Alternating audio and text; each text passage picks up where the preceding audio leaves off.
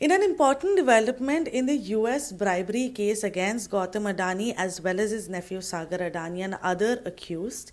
a US court has now decided that there are three cases that will now be tagged and heard together by a single judge in New York to determine the final outcome in these cases. These three cases include the civil case against Gautam Adani that mentions the bribery allegations and is a complaint filed by the SEC in the New York court. The second is a criminal case that was already pending, which was the first case filed, that says that Gautam Adani allegedly paid bribes to Indian government officials in exchange for deals for Adani Green. And the third is the civil case filed by SEC against Cyril Cabanis and other executives of Azure Global Power Limited, which is said to have facilitated these bribes that Gautam Adani and his nephew allegedly paid. All these three cases now will be heard by the same judge in the New York District Court, and it is possible that the outcome of these cases might also now impact one another. This was an order that was passed by the Eastern District New York Court on the 12th of December,